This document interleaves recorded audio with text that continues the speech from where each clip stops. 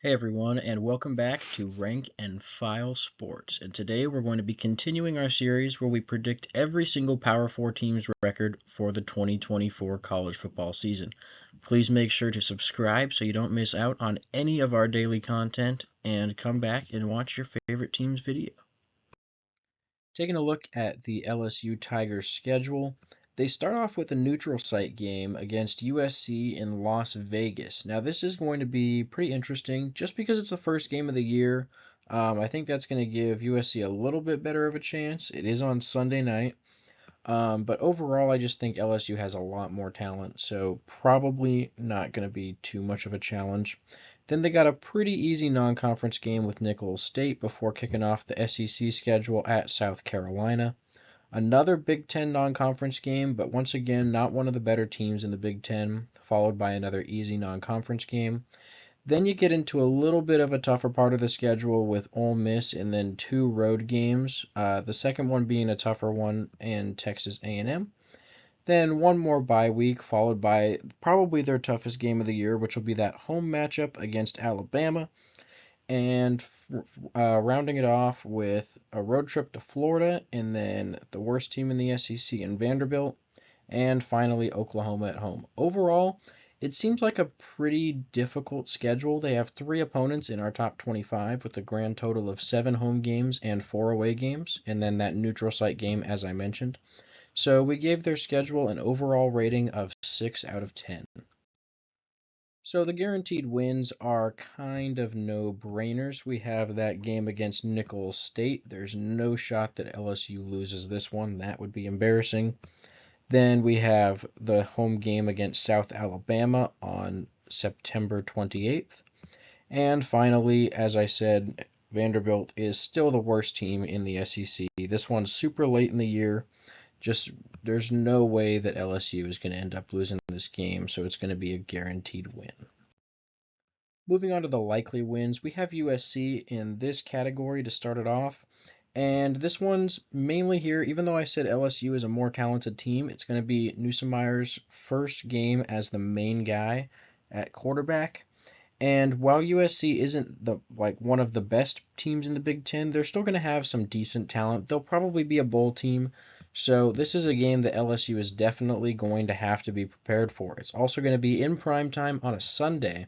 So there's a upset possibility, but really not that likely.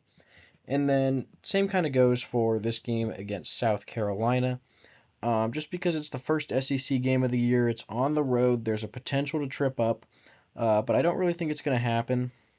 Next, we have UCLA at home, and I don't really see UCLA going down and winning at LSU. I just don't think it's going to happen.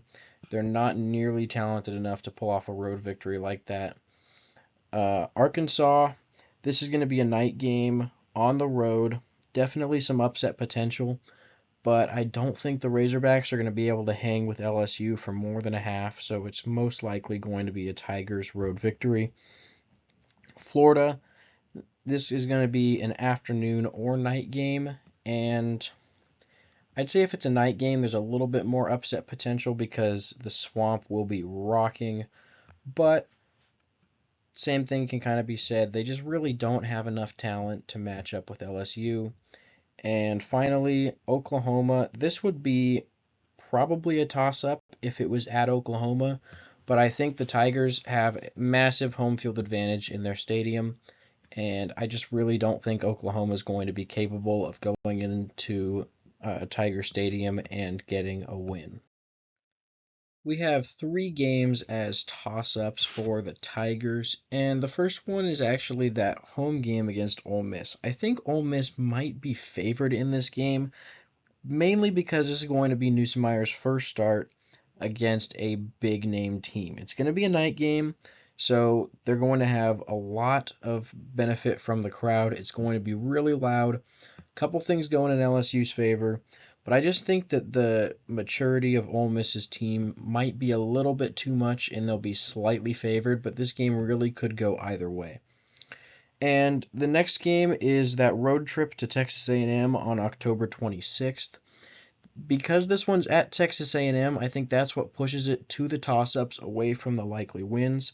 I still think LSU will be favored. I think they're the more talented team, but this game definitely has some upset potential. And finally, we have a game at home against Alabama. I think Alabama in this case is going to be the more talented team, but they're really hard to predict this year with a new head coach in Kalen DeBoer.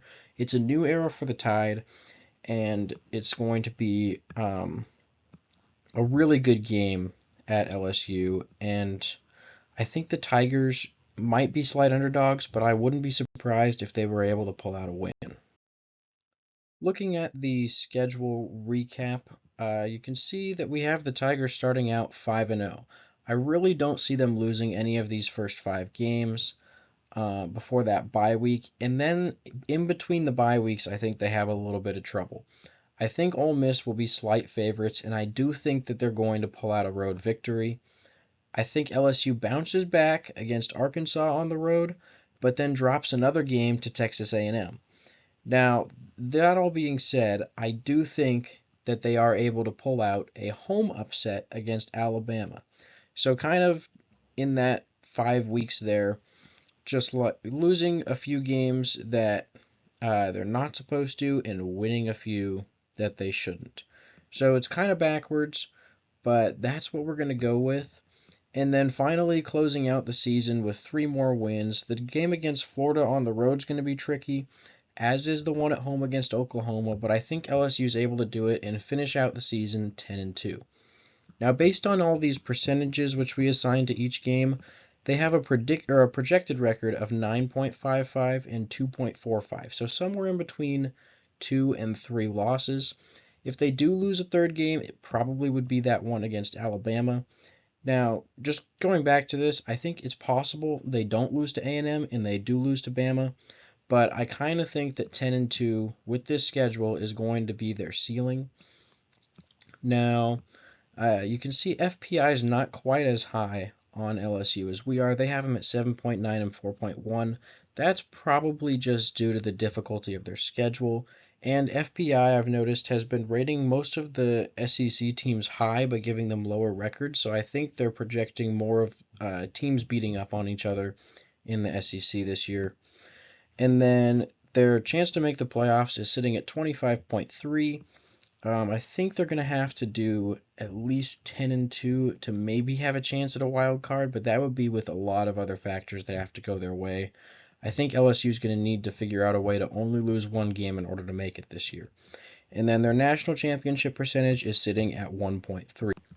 Anyways, thank you guys so much for watching. Please make sure to like and subscribe, and come back for more future content which we will be uploading daily.